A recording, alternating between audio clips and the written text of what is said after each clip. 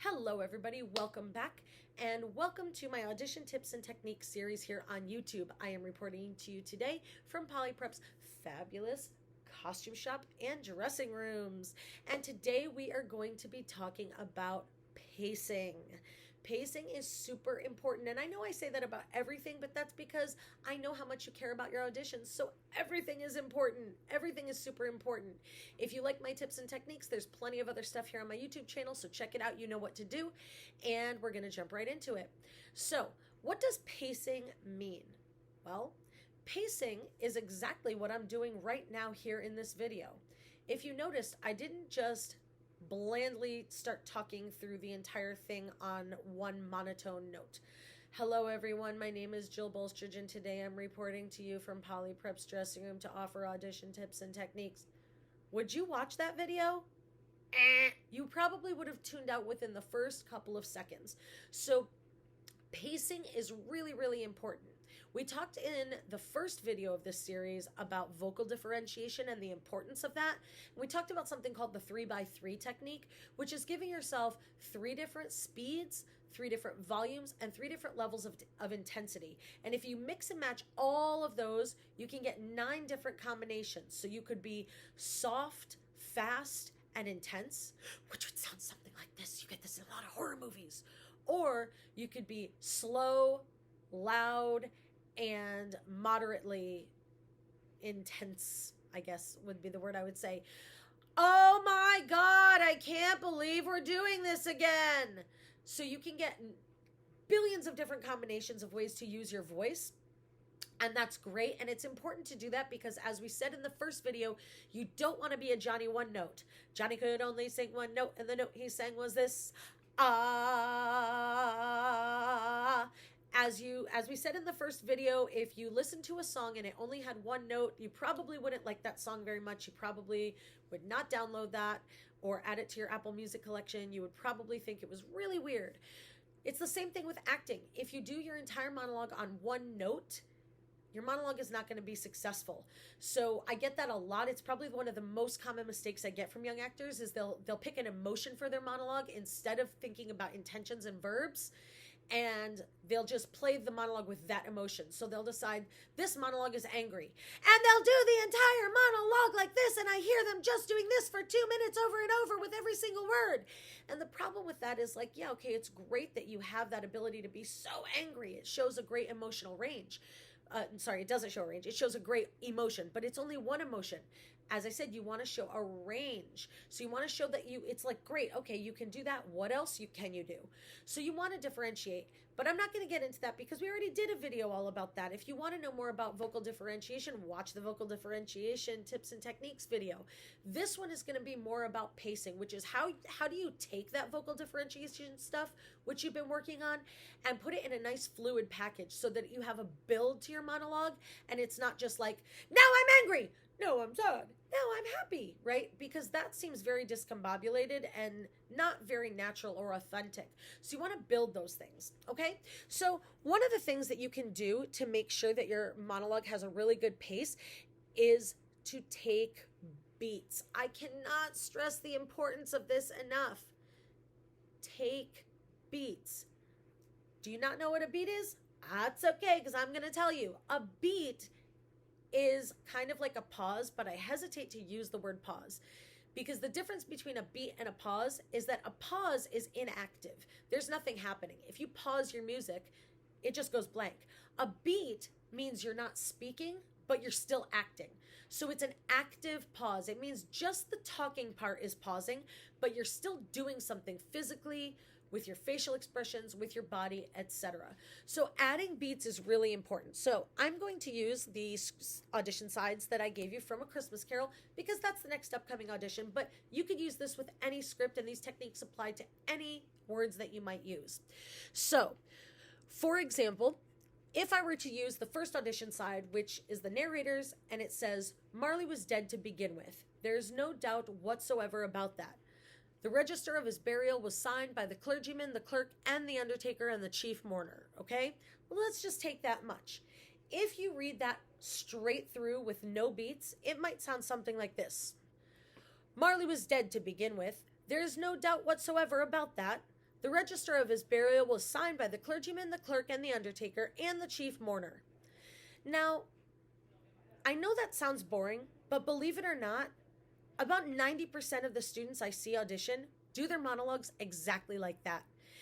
And it actually isn't a terrible thing. It shows a great level of literacy, and it shows that they are a good, clear oral reader. But it doesn't show anything about their acting. This narrator is a storyteller. He wants to convey something to the audience. So you want to make sure that the very first line of the play is Marley was dead. So that's a pretty telling first line. So you've got to do something with that. You can't just be like, oh, Marley was dead. It's a big deal. So to add beats to it might sound something like this.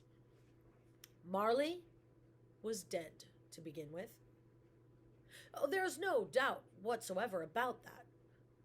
The register of the burial was signed by the clergyman, the clerk, and the undertaker and the chief mourner. Scrooge signed it, and Scrooge's name was good upon change for anything he chose to put his hand to. Old Marley was as dead as a doornail. Scrooge knew he was dead. Of course he did. How could it be otherwise? Scrooge and Marley were partners for, I don't know how many years. I'm going to stop there. Do you see what I'm doing? I'm adding beats to, but I'm doing something in those beats. So for example, when I said, I'm not going to go through every single one because this video would take forever. But for example, I want to go to the one that I did on the beat that I took right before the line. Where is it? Scrooge and he were partners for I don't know how many years. If you noticed, I took a really big beat right before that. And the reason I did is because that was the first time that we sort of shifted gears a bit. So I took other beats in there, but so the first part of this monologue, we're saying Marley was dead, and he repeats it several times. So that's telling you that it's really important. And of course, going back to our first video about vocal differentiation, if you give the audience the same information a bunch of different times, you have to make sure that you increase the intensity on it each time. But we're not talking about that right now. We're talking about something else. So the reason I chose to take that beat right before Scrooge and he were partners is because I decided to give a pause in there. And I'm going to do it again and see if you can figure out what I was trying to do, okay? I'm going to forget the rest of the monologue and just take the line before, okay? How could it be otherwise? Scrooge and he were partners for, I don't remember how long now. And cut. Do you see what I did in that moment between how could it be otherwise and Scrooge and he were partners? Does anybody want to take a guess? Oh, I wish I were actually alive in a class because I could call in somebody and see if anybody figured it out. So when I said, how could he be otherwise, I did this. How could it be otherwise? Scrooge and he were partners.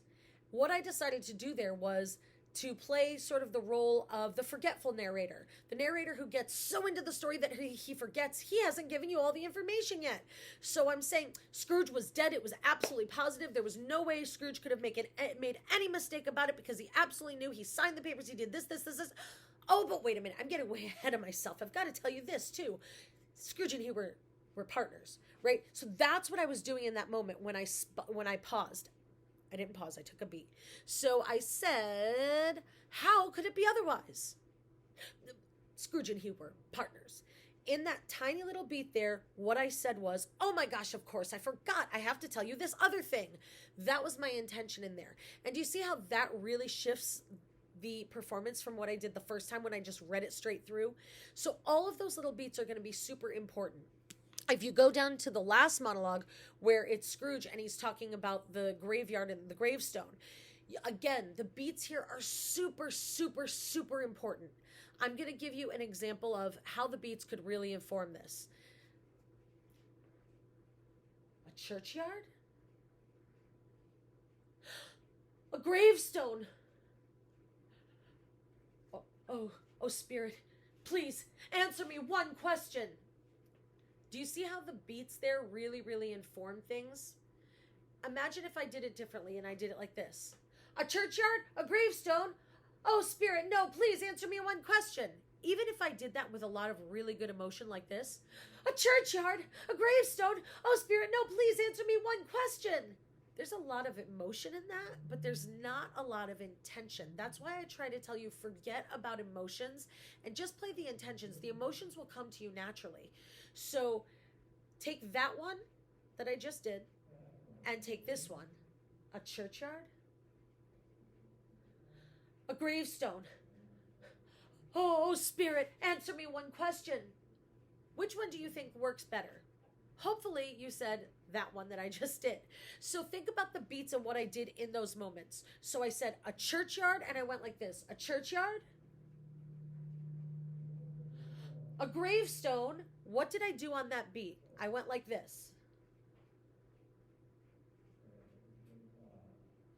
Those are really important things. So what I was doing was, if you didn't catch it, but hopefully you did because I hope my acting was clear, I said a churchyard, and I looked into the churchyard going, well, why did he bring me to a churchyard? I don't understand. That's what I was thinking when I did that.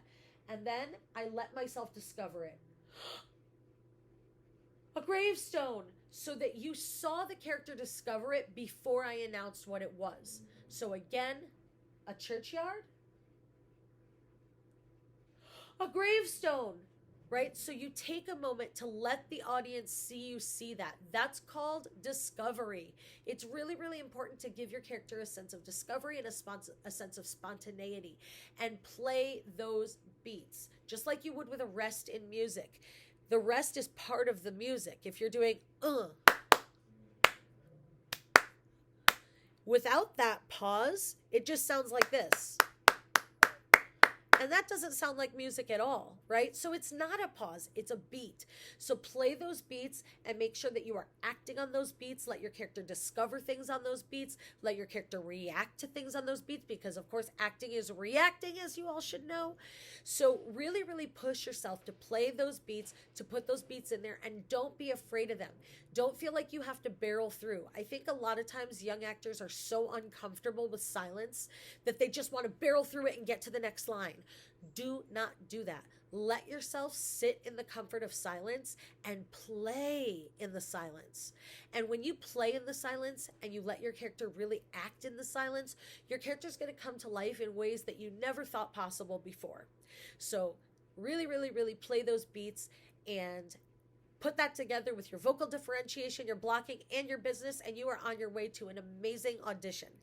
I hope this was helpful, and as always, keep in mind that casting is just casting. It is one opinion. It is not a statement on your talent.